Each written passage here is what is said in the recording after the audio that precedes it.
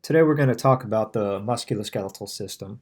The musculoskeletal system itself consists of the bones, the joints, muscles, and tendons of the human body that are configured to allow movement to occur within the human body. Specifically, if we talk about sports or lifting weights, running.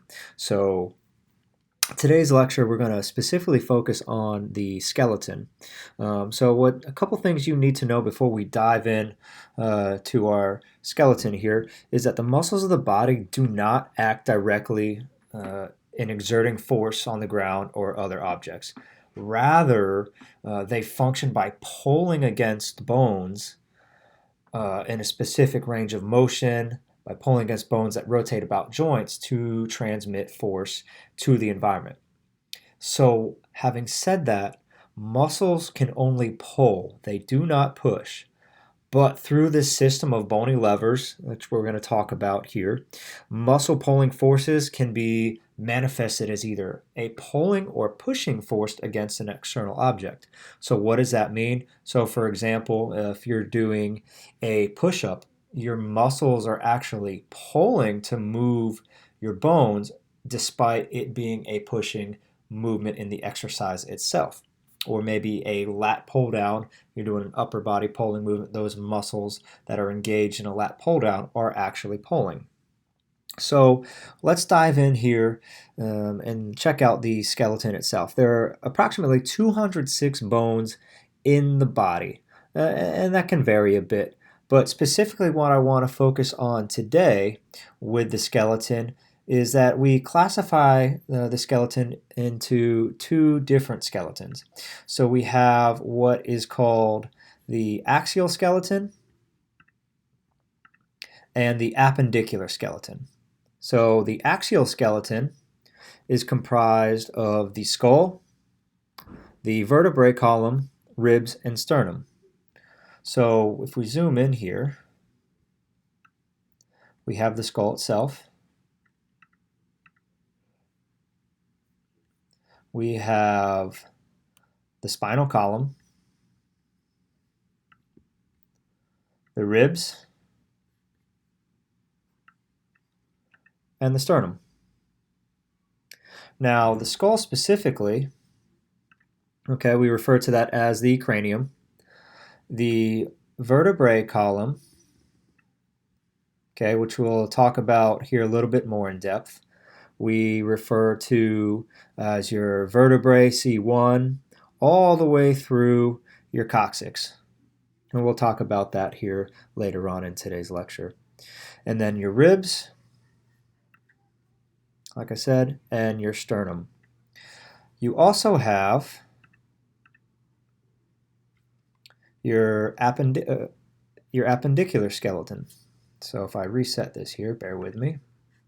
Your appendicular skeleton is comprised of your arms, your legs, your pelvic girdle, and your pectoral girdle. So let's start. You have the shoulder itself and your pectoral girdle. So your left and right scapulas,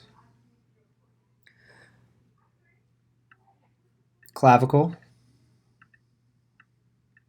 there we go. With the arms, we have specifically the humerus, radius, and ulna. And then part of the wrists and the hands.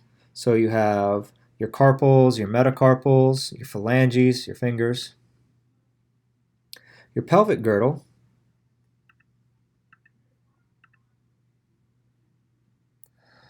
And then as we travel down, let me reset that. As we travel down to the lower limb, your leg bones. So tibia, fibia, femur, and then your ankles. So that is what is known as the appendicular skeleton. So let me reset this here for you.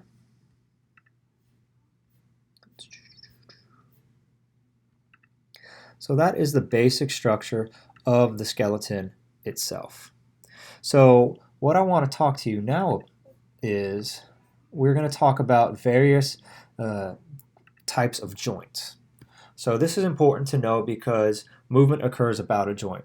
And so like we said in the beginning, muscles pull, they don't push. And when they pull, they are moving that bone through a specific range of motion based on what type of joint it is. So junctions of bones are called joints. So you have the fibrous joints. These are joints that virtually allow no movement. And so an example would be the sutures of the skull. So if I go back to my skeleton here, okay, let me zoom in. So you see here these little cracks in between. These are the sutures of the skull. So you can see all these different parts of the skull, of the cranium. Okay, so these are joints here, but no movement occurs. That is what is known as a fibrous joint. We also have what is called a cartilaginous joint. This allows limited movement. So for example, this would be your intervertebral disc, so your vertebrae. Going back to our skeleton, okay, you can see as I zoom in here, our discs, our vertebrae. There's not a lot of movement that occurs within the spine itself, okay? And then finally you have your synovial joints. Your synovial joints examples are going to be your elbows, your knees, and these allow a considerable amount of movement. This is important to know because with sport and various types of exercise movements, a lot of those movements are going to occur there. So for example, an athlete running, maybe doing a push-up, the elbow joint is going to be moving. Doing a lunge, that knee joint is going to be moving. And then we have a couple other classifications that I want to move forward into.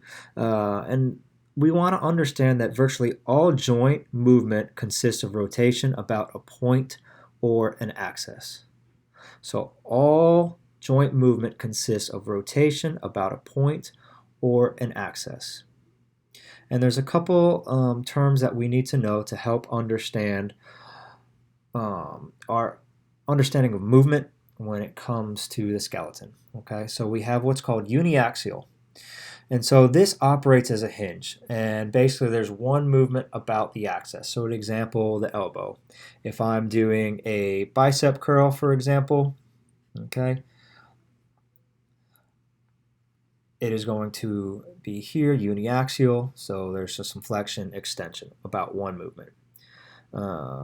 Also, maybe if we go down to the lower body, the knee is also considered a uniaxial joint. It's also referred to as a hinge joint, but its axis of rotation actually changes throughout the joint range of motion. We have what is called a biaxial. So this operates in two perpendicular axes. So an example would be the ankle or the wrist itself. Okay, the ankle or wrist itself. And then you have a multi-axial joint, which includes a very large range of motion. So for example, in our hip, so it's a ball and socket, or in our shoulder, another ball and socket movement. So for example, maybe I'm throwing a baseball, I'm going to have a large range of motion. And then finally, I want to discuss with you the vertebrae column. Okay, so our last part here of this video regarding the skeletal system. So your vertebrae, okay, are separated by flexible discs that allow for movement. Okay, now your vertebrae column is made up of several bones, and we're going to break them down by section, as you can see here within these different colors itself. So the first section of our spine, we're going to start from the base of the skull, is called your cervical spine or your cervical vertebrae. And there are 7 different vertebrae in this neck region. Next, we're going to travel down to what's called the thoracic spine or the thoracic vertebrae. And there are 12 different vertebrae that comprise of your thoracic vertebrae or thoracic spine. And this is your upper back, as you can see here in the picture on the right.